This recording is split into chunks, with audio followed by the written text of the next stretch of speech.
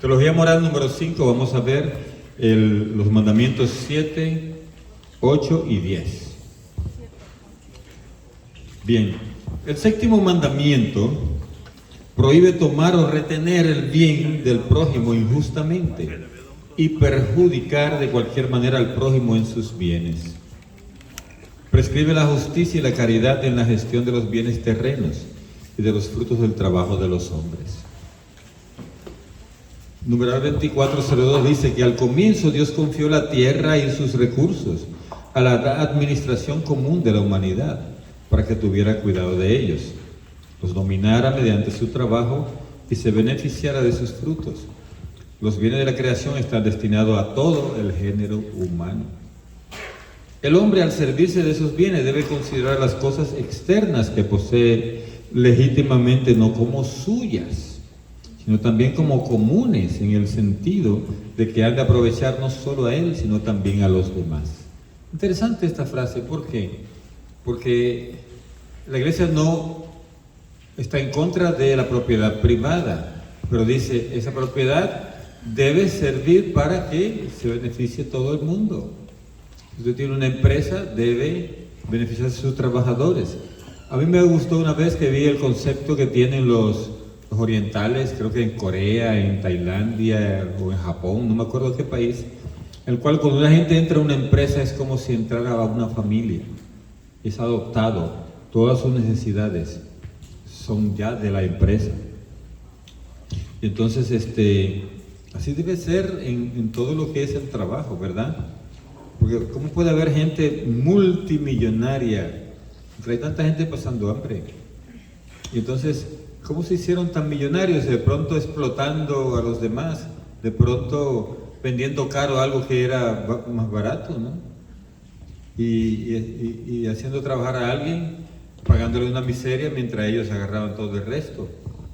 Entonces, ese tipo de rapiña es que ha hecho que el mundo esté tan desigual como está. Cada día es peor. En vez de arreglarse, el mundo está yendo a más y más pobres. La propiedad de un bien hace de su dueño un administrador de la providencia para hacerlo fructificar y comunicar su beneficio a otros, ante todo a sus prójimos. Eso es lo que es el sexto mandamiento. Entonces, ¿cómo podemos ver el respeto de las personas y de sus bienes? En materia económica, el respeto de la dignidad humana exige la práctica de la virtud de la templanza. Recuerden que la templanza es como moderación.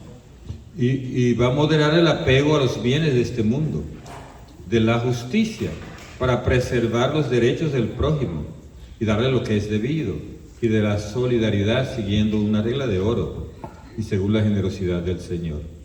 O sea que para que este mandamiento sea respetado, están esas virtudes de templanza, justicia y solidaridad allí presente, para que se distribuya mejor lo que la gente tiene. El séptimo mandamiento prohíbe el robo, es decir, la usurpación del bien ajeno, contra la voluntad razonable de su dueño. No hay robo si el consentimiento puede ser presumido, o si el rechazo es contrario a la razón y al destino universal de los bienes.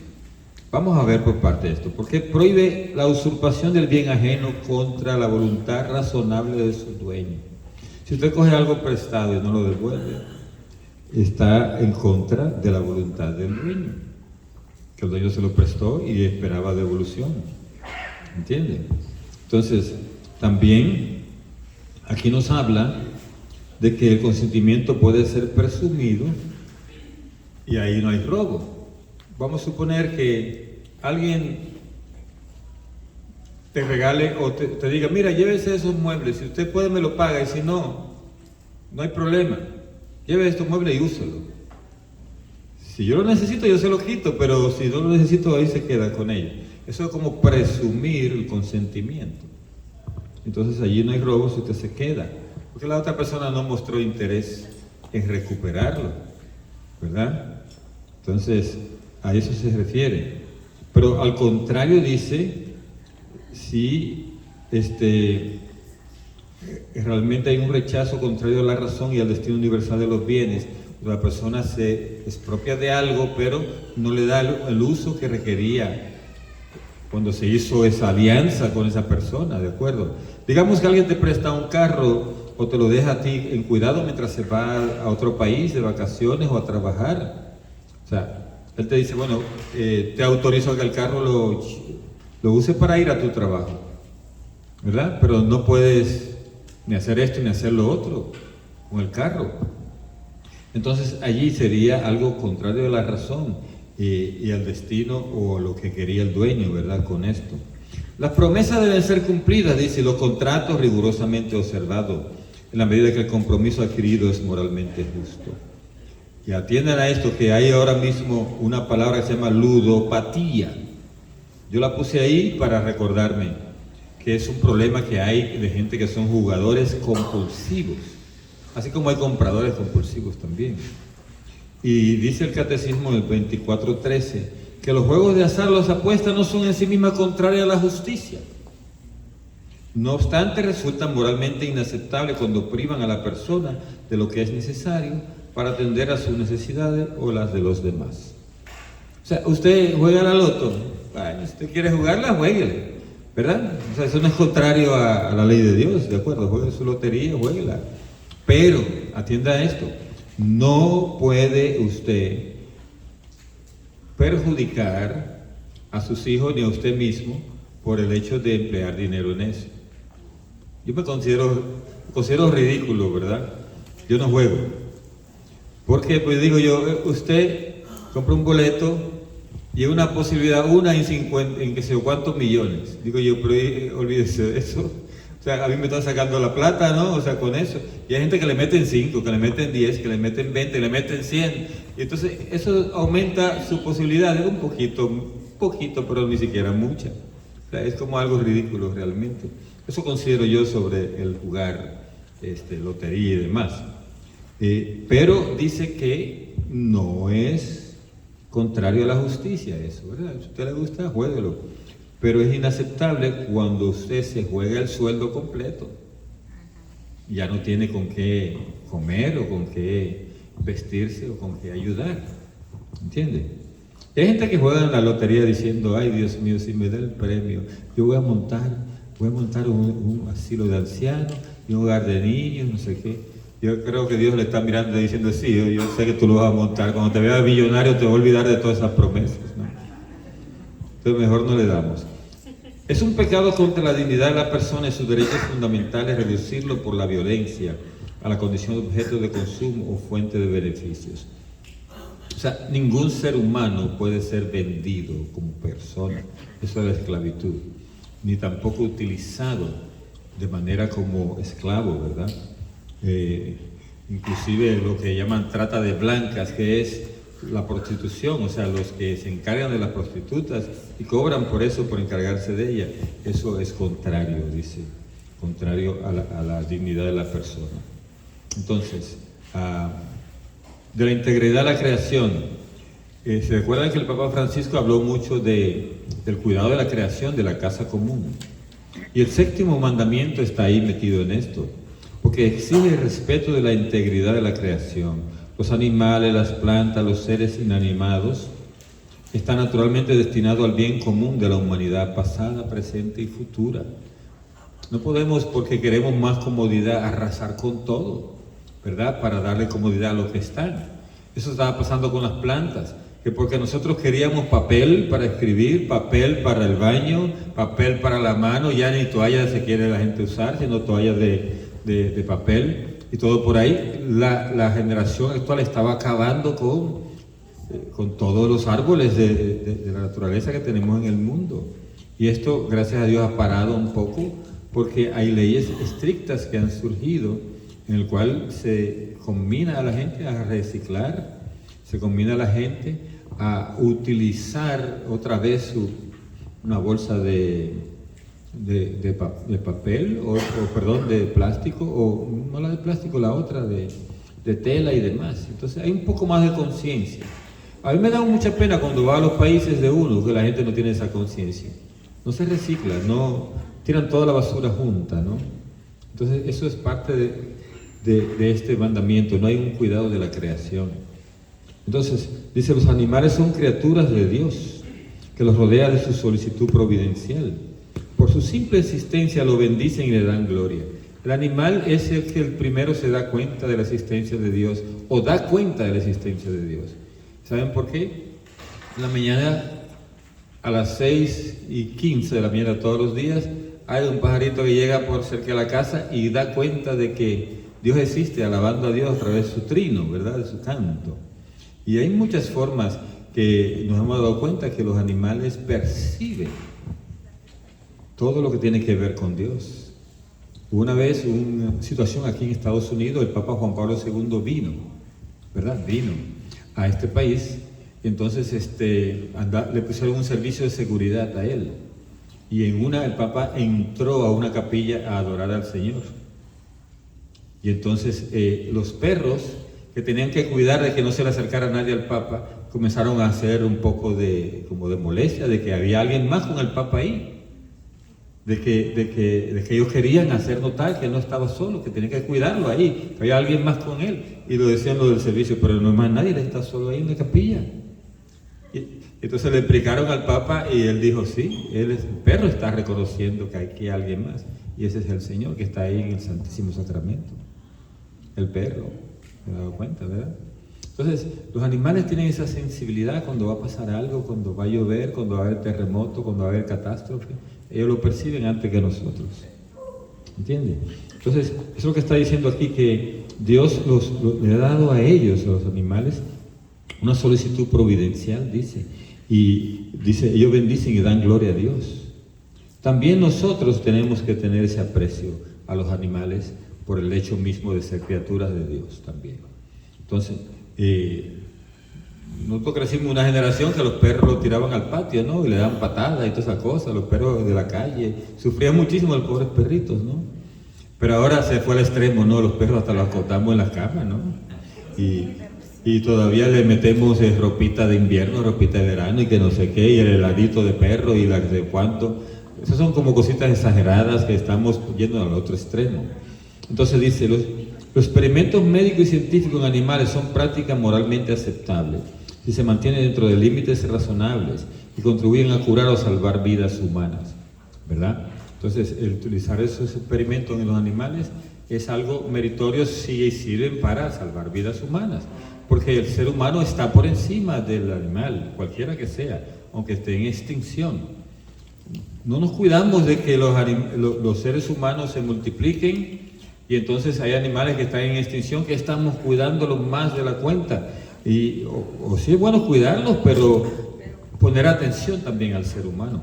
Oye lo que dice en el 24:18, que una vez yo tenía un ayudante, daba esta clase de teología moral, y mi ayudante, cuando leí esto y lo expliqué, se molestó porque ella se había gastado como unos miles de dólares en tratamiento médico para su perrita. Y yo cuando leí esto y lo expliqué, ella no le gustó, porque acababa de cometer ese error. Dice, es contrario a la dignidad humana hacer sufrir inútilmente a los animales, ¿verdad? No se le hace sufrir inútilmente. Y sacrificar sin necesidad sus vidas. Sin necesidad, ¿cómo sería? Usted puede sacrificar un pollo, sí, pues usted tiene necesidad de comérselo, ¿no? O el pescado. Pero matar un animal, ir de cacería y matar hasta a un venado, solo por verlo caer, porque está haciendo un deporte, eso es cruel. O como el caso de los toros, que les meten estaca para divertirse a los demás, mientras matan al toro, eso no está bien. Yo nunca me ha gustado eso de corrida de toros, ni siquiera la pelea de boxeo. Considero un poco animal, cosas de la antigüedad, ¿no? Un poco animalesco eso. Es también indigno invertir en ellos sumas, esto fue lo que lo demostró a mi ayudante saber. Es también indigno invertir en ellos sumas que deberían remediar más bien la miseria de los hombres. O sea, llega un veterinario y te dice, tu perrito tiene, qué sé yo, un cáncer, ¿de acuerdo? Y te damos un tratamiento, una quimio al perro para que se sane y te va a costar $200,000. Pues no, pues agarra el perro, póngale eutanasia al perro, ¿no? Porque ¿qué vamos a hacer? No voy a gastar $200,000 en un perro, voy a agarrar y compro otro, me cuesta nada más $10,000. ¿Entiendes? O sea, al perro lo pongo a descansar mejor. Ay, que ese perrito tenemos 10 años con él, que no sé qué, es parte de la familia. Esas son las excusas que se ponen, ¿no? Entonces, hay que valorar, o sea, no podemos exagerar en esto. Eso es lo que nos está diciendo el catecismo aquí. Se puede amar a los animales, está bien, pero no se debe desviar hacia ellos el afecto debido únicamente a los seres humanos. Y hay gente que dice, aman a su perro, pero no al amigo, porque el perro nunca lo traiciona y el amigo sí. No, esas son cosas del mundo, ¿no?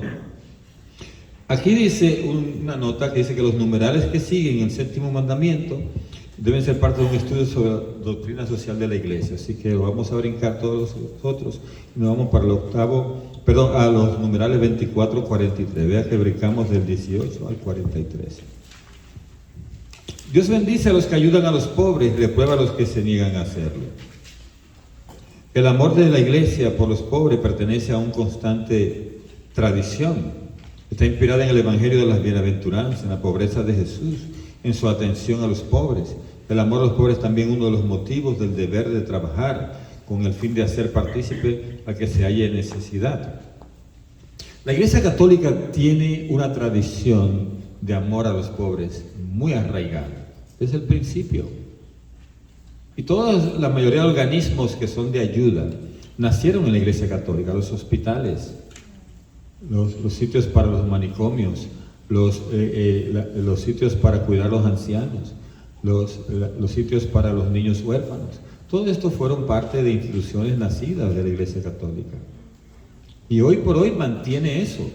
Es la institución que más ayuda a los pobres en todo el mundo. Ni siquiera los más grandes multimillonarios ayudan tanto como la Iglesia Católica.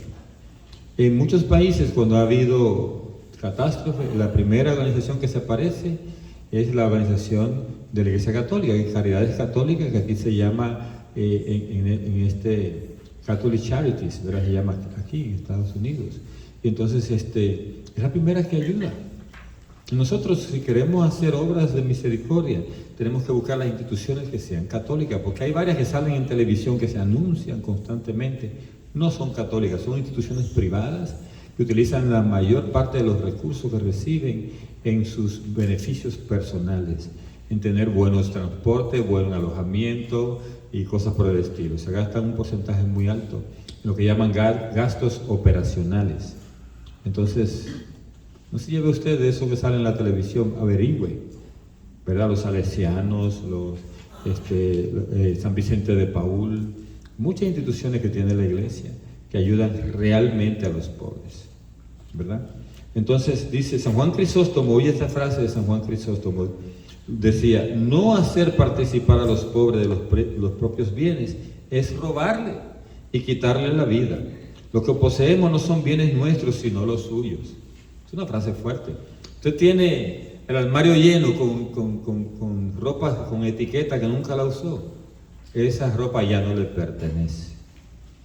Si se pasó de un año y usted la compró y nunca la usó, ya no es suya, le pertenece a los pobres. Dónela, porque así debe ser. Las obras de misericordia son acciones caritativas, mediante las cuales socorremos a nuestro prójimo en sus necesidades corporales y espirituales. Son 14 obras de misericordia, 7 espirituales y 7 corporales. Entonces, esto no lo voy a detallar ahora para ganar tiempo. Dice ver el numeral, o sea que ustedes cada uno lo haga. ¿Cuáles son las 7 obras de misericordia corporales y cuáles son las 7 espirituales?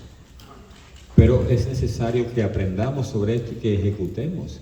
Y que cada grupo de oración se haga responsable de una obra de misericordia. Lo pueden elegir. Si todos, por ejemplo, en su grupo de oración son de Guatemala, búsquense una obra de misericordia en Guatemala y háganla a nombre de su grupo de oración. Si hay alguien que pueda viajar, haga el contacto con el sacerdote allá o que fuera para ayudar en la parroquia de la cual son ustedes originarios. Hay que ayudar, esto es necesario, esto es parte de la pregunta de Jesús. Mateo 25:31. Mateo 25:31, tuve hambre, me diste de comer, tuve sed, me diste de beber. Y si se le enseña a los niños a hacer obras de misericordia desde temprano, van a crecer con esa satisfacción, con ese amor por la gente necesitada. Vamos al 8º mandamiento. Prohíbe falsear la verdad. Bueno, en el 7º mandamiento no dije yo algo que es importante. hay que pagar los impuestos. Y ahora que estamos en época de eso, recordárselo a ustedes, no se puede hacer trampa en los impuestos. Poner ahí que te tienen mucho dependen y que después no aparezcan o inventarse cosas allí. Eso es robo. Eso es robo. El gobierno tiene el derecho de poner el impuesto que sea. Usted entra a trabajar y usted le pone un porcentaje que tiene que pagar. Hay que pagarlo. No puede poner el perro. Nada, no puede poner el perro como dependen. Exacto. O inventarse usted cosas por ahí de que una vez yo hacía los impuestos con una señora de un país por ahí, no digo cuál. Entonces yo iba bien contento porque cada vez que me hacía los impuestos ella me salía ganando, me devolvían. Y yo decía, ay, qué bueno. Después yo aprendí a hacer los impuestos y dije, déjame revisar los impuestos que esta señora me hizo. Y dije yo, esto es un robo, era esto. Yo me daba cuenta. Porque ella me puso a mí que gasté $1,200 en botas en el año. Imagínate tú, ¿qué botas serían esas? ¿Verdad? De oro eran, ¿no? Yo no sé cómo el IRS se comía eso, ¿no? Para que no revisaban, ¿no? Porque ellos solo reciben ahí. ¿Cuánto hay que darle? Mándale eso, ya listo. Porque son muchos que reciben juntos. Pero es responsabilidad de uno pagar sus impuestos y ser honesto en eso. Como también coger prestado y devolver el dinero a quien te prestó. Eso es parte del 7º mandamiento. Coger prestado libros, Biblias, cosas, etcétera. Uno tiene que ser honesto de devolver y de responder.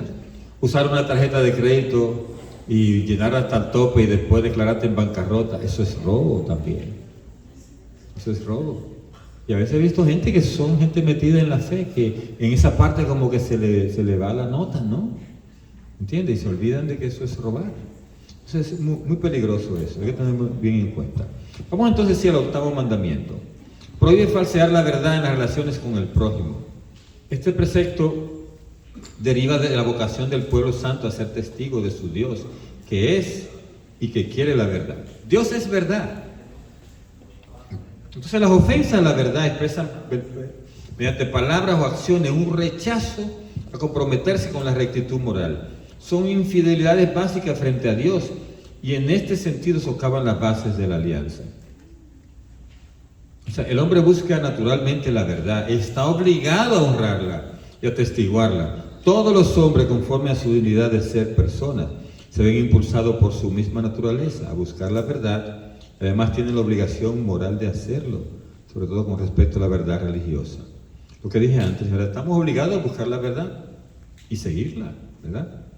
La virtud de la veracidad da justamente al prójimo lo que es debido. Observa un justo medio entre lo que debe ser expresado y el secreto que debe ser guardado. Implica la honradez y la discreción. Vamos a ver esto, porque la honradez en cuanto a decir la verdad es ser concreto en lo que está diciendo, que no distorsione, que no diga medias verdades. Y la discreción tiene que ver con que hay verdades que tienen que mantenerse veladas, o sea, no tienen que distribuirse o dar a conocer a todo el mundo. Y vamos a ver eso en el 8º mandamiento. Porque hay gente que dice, no, yo, como un señor, ¿verdad?, en un pueblo de mi país, que él siempre estaba sentado en el parque y la gente, yo no sé por qué, le cogió confianza y se sentaba al lado de él, le contaba todo. Le contaban su vida, ahí en el parque al sentado. Y entonces, después resultaba que la vida de esa persona, todo el mundo la sabía. Entonces la gente al fin descubrió que era él el que decía todo, ¿no? Entonces hubo una persona y le dijo, mire, yo no le voy a contar más nada a usted porque usted todo lo dice. Dice, es que yo no soy baúl de nadie para guardar nada. Eso dijo él, que no era baúl de nadie. No, hay que guardar ciertas verdades. Entonces, el deber de los cristianos de tomar parte en la vida de la iglesia nos impulsa a actuar como testigos del Evangelio y de las obligaciones que de él derivan. Es que en el 8º mandamiento nos llama a nosotros a ser testigos. Este testimonio es transmisión de la fe en palabras y obras. El testimonio es un acto de justicia que establece o da a conocer la verdad. Entonces, cuando usted testimonia de lo que Dios hizo, usted da a conocer la verdad. Y es importante. O sea, a eso nos obliga ese 8º mandamiento, a dar testimonio. Y el martirio es el supremo testimonio de la verdad. Designa un testimonio que llega hasta la muerte. El mártir da testimonio de Cristo, verdad de fe y de la doctrina cristiana. soporta la muerte mediante un acto de fortaleza. Con el más exquisito cuidado, la Iglesia ha recogido los recuerdos de quienes llegaron hasta el extremo para dar testimonio de su fe. Se llama las actas de los mártires, que constituyen los archivos de la verdad, escritos con letras de sangre. ¿Cuál es la esencia del octavo mandamiento? Que nosotros, Dios es verdad. Jesús dijo, yo soy el camino, la verdad y la vida. Entonces, ¿por qué Dios quiere que nosotros usemos la lengua para decir la verdad? La lengua la puso Dios para decir la verdad, para alabar a Dios y para edificar al prójimo. Para eso es. ¿Nosotros para qué la usamos? Imagínese usted. Entonces, el octavo mandamiento nos corrige un poco con eso. La carta de Santiago nos habla a nosotros de que la lengua, creo que en el capítulo 4 de la carta de Santiago, dice que la lengua es un órgano pequeño, dice, pero comete una maldad grande y es difícil de dominar. Vamos a ver cuáles son las ofensas a la verdad.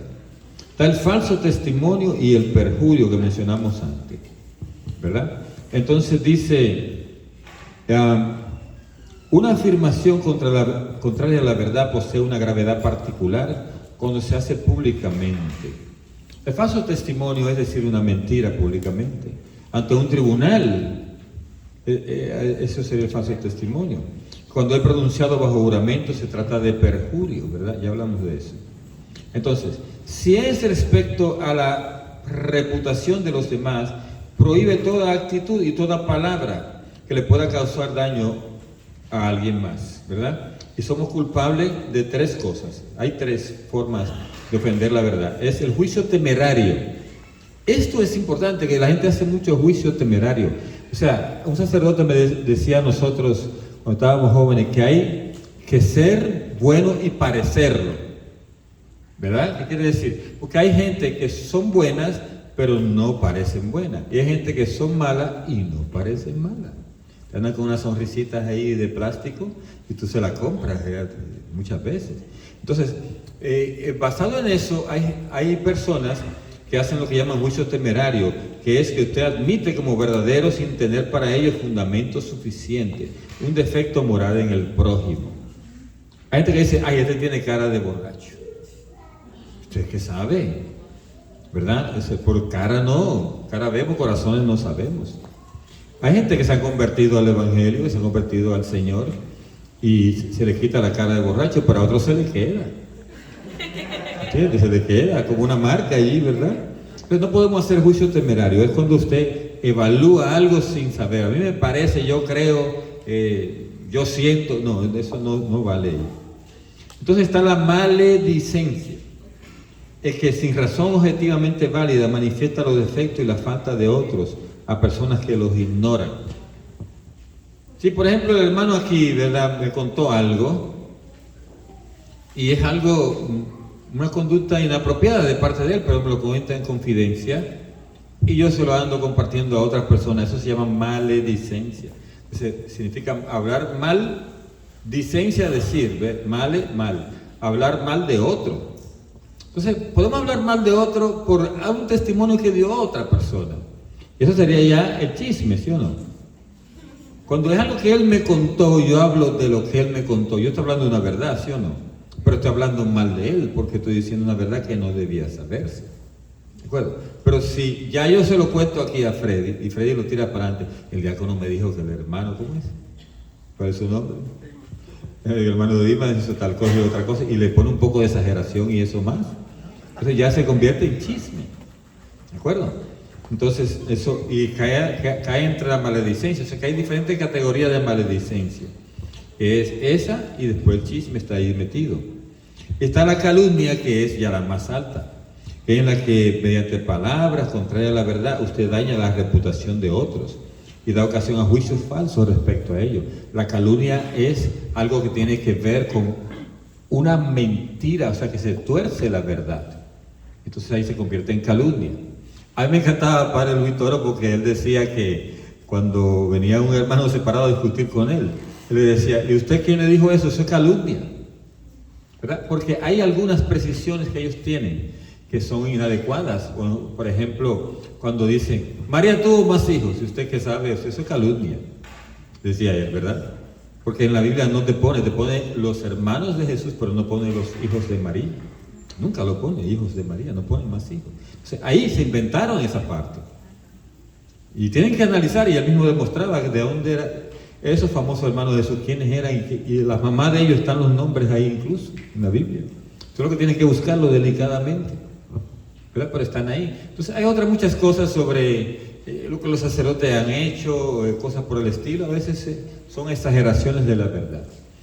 Una de las calumnias que se ha habido contra la Iglesia Católica, que utilizan mucho los ateos sobre todo, es el problema de la Inquisición. La famosa Inquisición, que eso te la agarran y te tiran eso encima. Cuando se ha analizado históricamente, hay un padre que se llama el padre Rabasi, que él escribió un libro que se llama Que no te la cuenten. Y ahí él demuestra, porque es historiador, es un doctor en historia, demuestra él que eso de la Inquisición, como lo ponen la mayoría de las veces, es calumnia. Inclusive Galileo, que ellos utilizan mucho para hablar de esto de Inquisición, Galileo nunca fue asesinado porque él decía que la tierra era redonda. Galileo lo recluyeron en un convento y ahí murió en el convento, no fue quemado ni nada de esas cosas. Esto es calumnia, ¿entienden? Entonces eso tiene uno que buscar lo que dice la historia, porque es un juicio falso respecto a ellos. Otros pecados de la lengua. Entonces tenemos la calumnia o maldicencia, ¿verdad? Dijimos. También está el halago o adulación o complacencia. Eso se utiliza sobre todo en organizaciones donde hay alguien que se hace el más grande, entonces los demás siempre están tumbándole el polvo, ¿verdad? Lo que dicen así, tumbándole el polvo. A través del halago, la adulación o la complacencia. Entonces hay que huir de eso, hay que huir de eso. Jesús mismo ni quería eso. Cuando lo buscaban en un pueblo querían hacerlo rey, ¿qué hizo él? Se fue para otro. Jesús no aceptaba la adulación. Él no aceptaba la adulación. Y cuando Jesús le dijo un halago a alguien que fue Natanael, ahí hay un verdadero hijo de Israel, dijo, se sorprendió. O cuando Jesús le dijo a la viuda, no he visto tanta fe en Israel, ¿verdad? O cuando la señora que le dijo, dichosos los pechos que te amamantaron y la madre que te parió. A Jesús le gustó ese halago, que fue a su madre que se lo hicieron en realidad, ¿verdad? Pero era válido, o sea, porque el halago muchas veces es negativo, cuando hay malicia en los actos, hay perversidad en la conducta y se adula eso. Dice que es una falta grave, porque se es cómplice de vicios o pecados graves. La mamá que viene el hijo y le trajo un iPhone ahí, que no dice de dónde lo sacó, una bicicleta. Ay, hijo, qué linda la bicicleta, ¿qué dijo? No, entonces ahí se cae en un halago y entonces ahí hay un pecado grave. La vanagloria o jactancia. Esto se sufre mucho uno cuando está en el medio, donde hay gente que predican, gente que oran, gente que tienen dones tales o cuales. Se usa mucho lo que es la vanagloria o la jactancia, que es una falta grave. Entonces, tenemos que tener cuidado con eso, analizar, que la gente le da seguimiento al que dirige, al que tiene ciertos dones, le da seguimiento y donde quiera que se presentan, ahí están ellos jactándose de lo que hicieron en otro sitio. Eso no es ni siquiera testimonio. A mí me gustó una vez que hubo un predicador famosísimo que dijo, yo estaba en tal país y allá se llenaba el estadio más que cuando fue Juan Pablo II. Eso es jactancia. Dije, esta persona está mal de la cabeza. Eso es jactancia, eso no es bueno. Lo mismo sucede con la ironía. Trata de ridiculizar a uno, haciendo una caricatura de manera malévola, tal o cual aspecto de su comportamiento. Eso es lo que llaman hoy el bullying, es la ironía, el bullying. O sea, que tú utilizas un defecto de la persona, físico, o vamos a decir anímico, o lo que fuera de comportamiento, pero lo exagera. Y entonces con eso hace una especie de caricatura malévola, dice, para ridiculizar al otro. Entonces eso es peligroso, eso es pecado, no se puede. La mentira. Todo el mundo sabe que es mentira y usted va a decir, yo he mentido alguna vez, sí señor. Ay, todo el mundo ha dicho alguna mentira. Hay un santo que dice que cuando se murió, lo buscaron después, años después, el cadáver, todo se había descompuesto del cuerpo menos la lengua. ¿Y saben por qué? Porque nunca dijo una mentira. Así que usted quiere conservar su lengua, no diga mentira. Numeral 2484 dice: la gravedad de la mentira se mide según la naturaleza de la verdad que deforma, según las circunstancias, las intenciones del que la comete, los daños padecidos por los que resultan perjudicados. Llega a ser mortal cuando lesiona gravemente la virtud de la justicia y la caridad. O sea, nosotros tenemos que tener bien claro cuando decimos algo. Hay gente que dice una mentira blanca. ¿Han oído ustedes eso? Una mentira blanca. Y la mentira blanca es mentira como quiera. Ahora, lo que puede pasar es lo que dice que usted puede utilizar una mentira por el hecho de defender otra causa. Y es lo que coloca aquí en el 2487. Dice: toda falta cometida contra la justicia y la verdad entraña en el deber de reparación, aunque su autor haya sido perdonado. Cuando es imposible reparar un daño públicamente, es preciso hacerlo en secreto. Miren, a Don Bosco una vez venían persiguiendo a un muchacho que había robado algo, había hecho un daño. Lo venía la policía persiguiendo. Y cuando Don Bosco vio al niño cruzando, la policía venía detrás, el niño cruzó, él le dijo a Don Bosco: ocúltate a ti aquí detrás de esa pared. Entonces, él se ocultó, el niño, y Don Bosco, cuando llegó la policía, le dijeron: ¿usted ha visto por aquí a un joven de tal edad, tal edad? Don Bosco se metió la mano así en su vestido y dijo: por aquí no ha pasado. O sea, él estaba diciendo para ellos una mentira, pero él estaba diciendo una verdad, porque era que por su corazón no había pasado, ¿de acuerdo? Cuando se fueron, él agarró al muchacho: ¿qué fue lo que tú hiciste? Entonces el niño le contó y Don Bosco lo metió a él dentro de su grupo de jóvenes y fue uno de los santos de Don Bosco. O sea, y mira, se basó en una mentira que podríamos decir blanca, ¿no? Por aquí no ha pasado. Entonces hay medias verdades que usted puede en algún momento usar para defender a alguien, ¿de acuerdo? Entonces eso, tómelo en cuenta usted, porque no es para usarlo cada rato eso, ¿no? No se agarre de él, el diácono dijo.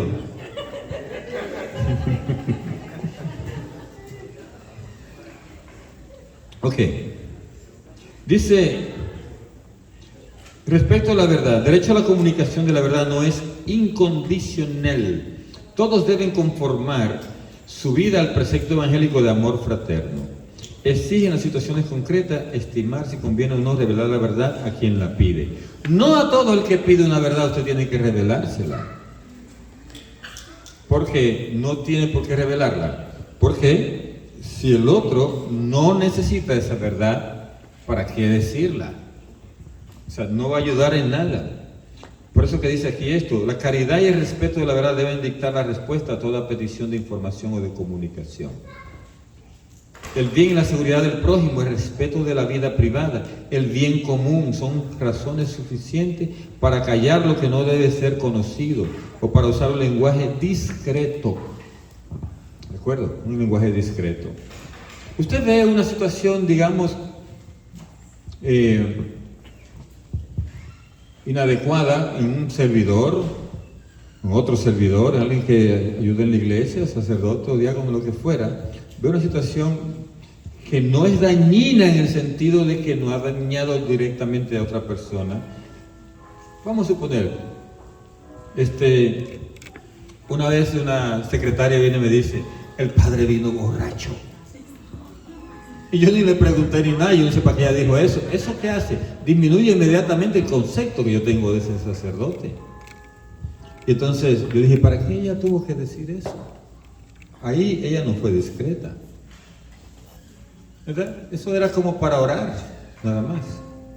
No debía haberlo dicho. Se debe evitar el escándalo, obliga con frecuencia a una estricta discreción. Nadie está obligado a revelar una verdad a quien no tiene derecho a conocerla. Entonces, hay verdades que se tienen que decir a veces frente a una corte. Entonces, para eso uno jura decir la verdad. En las cortes sale todo. Están los secretos profesionales. Si usted trabaja como trabajador social, como psicólogo, como psiquiatra, como médico, es necesario que guarde el secreto profesional. Hay enfermedades, por ejemplo, cuando salió el HIV, en que era prohibido decir nada sobre esa persona que tenía HIV, el SIDA, ¿entiendes? Entonces ese es el secreto profesional. Se recuerda cuando hablamos de la confesión que hay un secreto que se llama el sigilo sacramental, en el cual también los sacerdotes están obligados a guardar lo que los penitentes dicen. Dice, las informaciones privadas perjudiciales al prójimo, aunque no hayan sido confiadas bajo secreto, no deben ser divulgadas sin una razón grave y proporcional. Usted no es profesional de esto que mencioné antes, pero si alguien le dijo algo en confidencia, no se ande explotando usted, porque hay gente que cree que se van a explotar. Ay, tengo que decirle esto a alguien, porque si no exploto. Usted no va a explotar nada. Y entonces, tú vienes y le cuentas, mira, esto es entre tú y yo, no se lo cuenta a nadie, esto te lo voy a decir, pero ya tú sabes. Entonces viene la otra y dice, fulana me dijo tal cosa, pero eso sí, no se lo cuenta a nadie, porque ella dijo que era un secreto. Entonces ya va por dos manos, ya dos bocas ya la cosa. Entonces la otra que no quiere explotar lo tira a la tercera, y ahí va la cosa, ¿no? Cuando digo otra persona, no puede ser hombre o mujer. A veces aparecen hombres chismosos también, que a veces son peores que las mujeres chismosas. ¿Por qué? Porque son más que todavía. Se debe guardar la justicia o la justa reserva respecto a la vida privada de la gente. Los responsables de la comunicación deben mantener un justo equilibrio entre las exigencias del bien común y el respeto a los derechos particulares. Estos días hablaba yo de un cantante, no menciono el nombre aquí, que los periodistas siempre lo iban atacando para que hablara de su familia, de su esposa, de sus hijos. Él decía, esa es mi vida privada, no tengo por qué conversarla con nadie.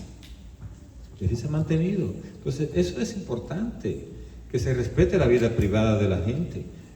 Hay gente inventando hasta shows de espectáculos en los cuales precisamente eso es lo que hacen, sacando los chimecitos de la farándula. De eso hay muchos, ¿verdad? Ustedes saben los nombres, no lo digo aquí. Entonces, eso es negativo, eso es es contrario al octavo mandamiento. Y uno entretenerse con eso, mirando los chismes de farándula, usted está haciendo parte de ese pecado. Porque hay gente que dice, a mí no me gusta el chisme, pero me entretiene. Entonces no se debe entretener con el chisme. La injerencia de la información en la vida privada de personas comprometidas en una actividad política o pública es condenable en la medida que atenta contra su intimidad y libertad. Es muy importante. Entonces vamos al 10º mandamiento, que prohíbe la codicia del bien ajeno, raíz del robo, de la rapiña, del fraude, prohibido por el 7º mandamiento. Aquí, fíjate que el 10º mandamiento el 7º, habla de robar, y habla de codiciar. Entonces, codiciar, en el 9º, es codiciar el aspecto de sexualidad y cosas por el estilo, y aquí es codiciar bienes ajenos. Entonces la concupiscencia de los ojos lleva a la violencia y a la injusticia prohibida por el 5º precepto. La codicia tiene su origen como la fornicación, en la idolatría, condenada en las 3 primeras prescripciones de la ley. Entonces, ¿qué es lo que dice aquí? La codicia tiene origen en el pecado original. Tiene la codicia. Entonces, el 10º mandamiento se refiere a la intención del corazón y resume con el 9º todos los preceptos de la ley. O sea que allí en el 9º y 10º mandamiento está la clave de la felicidad de un cristiano. ¿Por qué? Mire, hay una religión que ellos no se consideran religión porque en realidad es como una práctica más que nada, que es el budismo. No se considera una religión porque ellos son ateos, o sea, los budistas no creen en Dios. Ellos todo lo hacen por la naturaleza. Sin embargo, Dios le hizo un regalo a ellos y fue el regalo de luchar por no desear nada. Lo que llaman el nirvana ellos, ¿verdad? Que es el no desear nada. Yo no digo esto para que usted se vaya a buscar un nirvana y hacer esas cosas, no. Es para que usted como cristiano tiene los medios para usted desprenderse, porque Jesús lo dijo, bienaventurados los pobres de espíritu. ¿Entiende? Entonces, nosotros tenemos que aprender a ser desprendidos de las cosas y de las personas. Y esto nos va a dar mucho más felicidad. Porque mientras uno está con el afán de tener y tener, ¿qué es lo que pasa? Usted nunca se va a saciar. Entonces, el 9º y el 10º mandamiento hablan de esto, de la codicia, del deseo. Y si uno controla eso, ya el resto está bien. ¿Por qué? Porque tú, si tú controlas la codicia, ya no vas a robar. Y si controla el deseo, digamos, de intimidad o lo que fuera, ya no va a estar cometiendo pecados contra el 6º mandamiento. Y por ahí va la cosa, ¿de acuerdo? Y ahí va a nacer el amor por los demás. Entonces hay un desorden de la concupiscencia. Y dice el 25:36, el 10º mandamiento prohíbe la avaricia y el deseo de una apropiación inmoderada de los terrenos, de los bienes terrenos. Entonces, la avaricia es un pecado capital, pero consiste en querer tener, y no necesariamente dinero, puede ser propiedades, puede ser libros, puede ser intelectual también avaricia. Hay gente que son avariciosos intelectualmente, ¿verdad? Come libros, ¿no? Hay gente que quiere saberlo todo. Prohíbe el deseo dice acá, prohíbe el deseo desordenado nacido de la pasión inmoderada de la riqueza y de su poder. Prohíbe también el deseo de cometer una injusticia mediante la cual se dañaría el prójimo en sus bienes temporales. No se quebrantará este mandamiento deseando obtener cosas que pertenecen al prójimo, siempre que sea por medios justos. Usted puede cruzar por frente a una casa y dice, esa casa me gusta, ¿verdad? O sea, si usted no entra en codicia, usted va a decir, bueno, señor, si esa casa está para mí, que la vendan un día de esto y que me dé los medios de conseguirla. Y usted lo deja ahí. No se crea una codicia de eso. Y el día que vendan la casa, si usted está ahí en el medio y consigue el banco el préstamo o lo que fuera, y usted la compra, esa codicia no es pecaminosa. Porque viene de un deseo suyo de tener un lugar mejor. O usted ve un carro y dice, mire, ese carro me gusta. No se lo voy a quitar a él, pero voy a comprar uno igual. ¿Entiende? Entonces, que ahí va, ese tipo de codicia es, vamos a decir, no es pecaminosa. Porque usted tiene los medios, dice aquí, los medios justos para adquirirla. No es que usted le va a quitar el carro a la gente. Entonces, el 10º mandamiento habla de un pecado capital que se llama la envidia. Ya mencionamos antes la avaricia y ahora habla de la envidia. Son 2 pecados capitales que están incluidos ahí, en el 10º. Y la envidia puede conducir a peores fechorías. La muerte entró en el mundo por la envidia del diablo. Entonces, ¿cómo se define la envidia? Vamos a ver si está aquí. Dice, la envidia es un pecado capital, manifiesta la tristeza experimentada ante el bien del prójimo y el deseo desordenado de poseerlo, aunque sea en forma indebida. Si usted hay alguien que, digamos, usted sabe de alguien que hizo un viaje, ¿verdad? Dijo, mira, me fui a Israel. Pero usted en vez de alegrarse con la persona dice, ay, qué bueno que fuiste a Israel, qué lindo. Y usted nunca ha ido, a usted no le da tristeza por no haber ido, sino se alegra con el que fue. Porque si le da tristeza, entonces es envidia. Si alguien compró una casa y usted le da como tristeza porque ve esa casa, pero, ay, porque él y no yo, porque no tengo algo así, eso es envidia. Y la envidia en realidad es bien difícil de uno mismo aceptarla.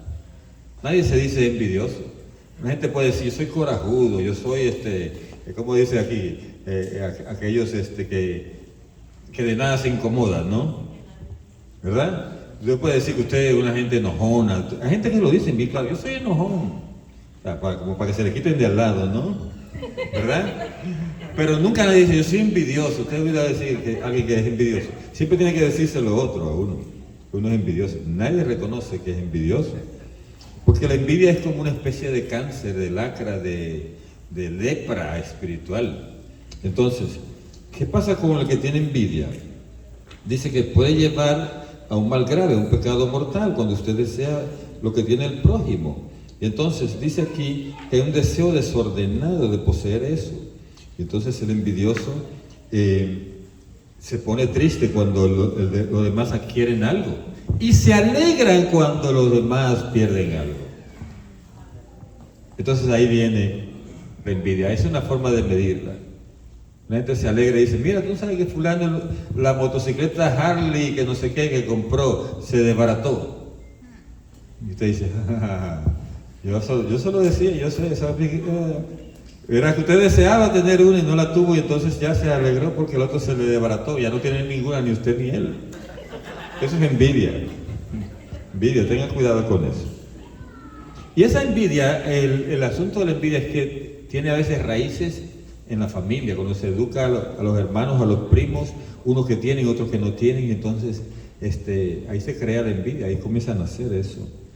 Procede con frecuencia del orgullo también. Entonces dice, usted como bautizado tiene que esforzarse por vivir en la humildad. Y una forma de combatir la envidia es la generosidad. O sea, cuando usted siente envidia por algo, pida por esa persona. Lo vio con un carro último modelo que a usted le hubiera gustado comprar, pero que no tiene con qué comprarlo. Usted le debe decir, Señor, ayúdalo a gozar y a pagar. Así ya usted ore por él. ¿De acuerdo? No le dé envidia. Pero yo también le dije una vez a alguien que fue mostrando su casa, una casa millonaria que había comprado allá donde vivíamos. Y entonces después yo fui a su casa la primera vez, fui todo, recorrí todas las habitaciones y demás. Y después no volví más. Entonces me estaba acusando a mí de envidioso. Entonces yo le dije para que haya un envidioso tiene que haber un mostrón. Entonces hay gente que causa la envidia en otros sin que tú ni siquiera la andes buscando, porque le gusta mostrar. Compran un carro nuevo y andan con esto acá de la alarma haciendo titi, titi, porque vean que ese es el carro tuyo, ¿no? Entonces eso es mostrón. O si no, si hicieron un viaje, habla del viaje. Cállese la boca. Si alguien le preguntó, ¿usted ha ido a Israel alguna vez? Sí, yo he ido. Y es bonito, ya ahí, pero no usted, mira acá, ande con una medalla aquí, que estuve en Israel, estuve haciendo el camino de Santiago, miren mi diploma, que no sé qué. Entonces la señora que sacó hasta eso, que se había hecho ciudadana y todo el cuento, y yo, no publiqué nada de eso. Porque cuánta gente hay que quisiera, por lo menos tener aunque sea un permiso de trabajo, ¿verdad? Usted se hizo ciudadana, cállese la boca, ¿verdad? Punto. ¿Entiende? Porque eso lo que hacemos es poner la envidia en el otro y eso también es negativo, ¿de acuerdo? O si no, si es predicador dice, ay, tengo agenda llena, no, hermano, mire cómo está la agenda acá, para poner al otro entonces en problema, ¿no? Los deseos del espíritu. El Dios de las promesas puso desde el comienzo al hombre en guardia contra la seducción de lo que desde entonces aparece como bueno para comer, apetecible a la vista y excelente para lograr la sabiduría. Entonces Dios dijo, tengan cuidado con eso, no coman de ese fruto. Y el fruto precisamente es el orgullo primero, dice aquí, ¿verdad? Y caer en la seducción del enemigo. Dice que hay una inadecuación entre el querer y el hacer. Manifiesta el conflicto entre la ley de Dios, que es la ley de la razón, y la otra ley que me esclaviza a la ley del pecado que está en mis miembros. Miren, cuando uno tiene un querer, tiene que averiguar si ese querer viene de Dios. Si no viene de Dios, deséchelo. Porque Dios es que da el querer y el hacer. Entonces, cuando Dios te da un querer, va a ser para tu edificación. No va a ser para que tenga envidia o para que tú arrolles con todo el que se te ponga por delante. Entonces, el deseo del Espíritu es precisamente lo que dice San Pablo, ¿verdad? En Gálatas, ¿verdad? Que los deseos del Espíritu son paciencia, longanimidad, todas estas cosas hermosas, ¿verdad? Los fieles de Cristo han crucificado la carne con sus pasiones y sus apetencias. Son guiados por el Espíritu y siguen los deseos del Espíritu. Ahí en el Catecismo hay una cita. ¿Qué cita pone ahí? Gálatas, creo que es 5:24. Esa es la que habla de los deseos del Espíritu. Gálatas 5:24. Y es importante uno sintonizarse con esos deseos del Espíritu, porque esos van a ir desplazando los deseos de la carne. Entonces, pobreza de corazón. El precepto de desprendimiento de la riqueza es obligatorio para entrar en el reino de los cielos. Nadie entrará, dice Jesús, no entrará un rico al reino de los cielos. Pero es por falta de desprendimiento, no por ser rico, sino por no ser desprendido. Entonces, si seguimos ese pensamiento de Jesús, esa forma de hablar, aún una persona pobre que sea apegada a lo poquito que tiene, tampoco va a entrar, porque está el apego allí metido, ¿no? Todos los cristianos han de intentar orientar rectamente sus deseos para que el uso de las cosas de este mundo y el apego a la riqueza no les impidan En contra del espíritu de pobreza evangélica, buscar el amor perfecto. O sea, por eso ya ven por qué los consejos evangélicos son importantes para los sacerdotes, para las religiosas. Porque esto de la castidad ya vimos cómo ayuda, ¿verdad? El hecho de no tener que atender de manera dividida su corazón al esposo o a la esposa y a los hijos, sino atender a la iglesia y a los hijos de la iglesia, que son los feligreses. Entonces ahí viene esa parte del consejo evangélico. El segundo, ese fue el de castidad. Entonces está el voto de pobreza, que es el que está hablando aquí. Cuando no hay apego a lo material, el padre va a pedir colecta, sí, pero no va a estar allí forzando a nadie. ¿De acuerdo? Va a pedir colecta porque hay algo que hacer en el edificio, va a pedir colecta porque hay que ayudar a los pobres, va a pedir colecta porque hay que pagar los pagareces de la electricidad y todas esas cosas en la iglesia, pero no va a pedir para meterse al bolsillo. ¿De acuerdo? Esa es la diferencia. Entonces, un sacerdote párroco invierte todo lo que recibe de la feligresía en las cosas de la iglesia. Entonces, cuando se liga, si yo fuera pastor de una iglesia evangélica y estuviera aquí, le estuviera predicando a ustedes prosperidad y den, el que más da es el Señor, lo va a bendecir más, pero para llenarme yo los bolsillos. Entonces, allá no hay desprendimiento. Eso es bien peligroso, porque el corazón se le acaba secando a ellos, ¿entiende? Y hay muchos pastores evangélicos que se han pasado a la iglesia católica porque después de años de ministerio sienten como un vacío, que les falta algo. Y es porque han puesto todo su enfoque en otras cosas que no tienen que ver con Dios. Y aparentan que hablan de Dios. Y por eso a veces ellos mismos, su predicación se va más a atacar la iglesia católica, atacar la iglesia católica, atacar la iglesia católica. ¿Por qué? Porque la otra parte espiritual se va aflojando. Ya no vive en una espiritualidad profunda, por falta de desprendimiento muchas veces. Dice, el Señor se lamenta de los ricos porque encuentran su consuelo en la abundancia de bienes. El orgulloso busca el poder terreno, mientras el pobre de espíritu busca el reino de los cielos. Entonces, busquemos el reino de los cielos. Hay que abandonarse a la providencia del Padre del cielo. Eso libera de la inquietud por el mañana. Señor, cuando veníamos para acá, para Georgia, nos tocó a mí y a mi esposa retirarnos del trabajo que estábamos. Y ella le tocaba trabajar unos años más, trabajó aquí un par de años, pero yo no. Yo realmente me vine como retirado de allá. Entonces cuando vine, uno de los que trabajaban conmigo en la diócesis me dijo, ¿usted se va a retirar con eso? Eso no le va a dar para nada. O sea, como diciendo, usted va a pasar trabajo. Yo le dije, Dios proveerá. Y así ha sido, mi hermano, ha sido una cosa increíble como Dios provee. Y provee hasta donde tú necesites, no más de ahí. Para que usted no se llene de orgullo, no se llene de vanidad, no se llene de apego a eso. Entonces, o que no ande torciendo el cuello de los demás para que den más. No, Dios provee hasta donde necesites. Y a mí me ha llegado a veces recursos que yo digo, Señor, faltan tanto, yo necesito hacer esto, le faltan tanto para eso. Y aparece, así, como casi exacto. Así es Dios, eso es lo que llama la providencia divina, del Padre de los cielos, que nos quita la inquietud por el mañana. Porque dicen, no, Dios proveerá, eso dijo Abraham, Dios proveerá. Y yo uso esa frase mucho. Y el Señor en realidad responde. La confianza en Dios dispone a la bienaventuranza de los pobres, ellos verán a Dios. Entonces aquí está el último acápite, el último Filmina. Quiero ver a Dios, diga usted, quiero ver a Dios. ¿Usted quiere ver a Dios? Pues entonces necesita hacer esto que está aquí. Necesita usted el deseo de felicidad verdadera, que te va a apartar del apego a los desordenados, a los bienes de este mundo. Así vas a tener una visión plena de Dios, de la bienaventuranza de Dios. La promesa de ver a Dios va a superar toda felicidad. La gente se afana por ser felices aquí en la tierra, pero la manera mejor de ser feliz es ver a Dios. Y lo puede ver desde aquí, sí, claro. Lo puede ver viviendo una pureza del corazón y un desprendimiento. Entonces, el que ve a Dios obtiene todos los bienes que se puede concebir. Santa Teresa decía, quien a Dios tiene, nada le falta.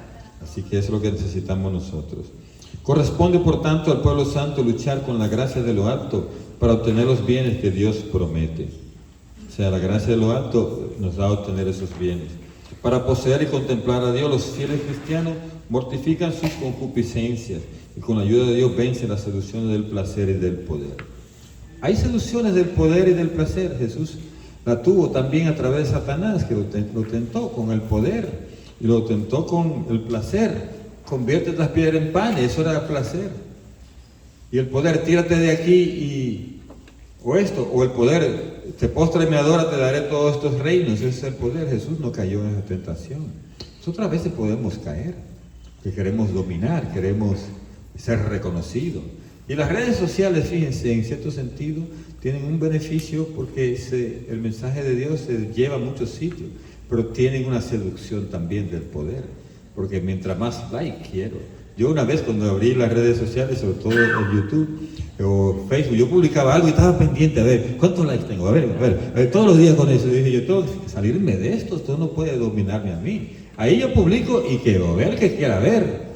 Y que salgan los likes que quieran salir. Si no salió nada, no salió nada. Tú cumpliste con poner algo en las redes sociales. Y una vez me tocó abrir una emisora de radio y por ahí anda. Y entonces yo decía, yo debo, o sea, fue lo que me puse en la mente, yo debo publicar las cosas que tengo que publicar ahí. No importa que nadie la oiga o que nadie la vea. Lo importante es que en las redes esté lo que el Señor me puso que tenía que poner.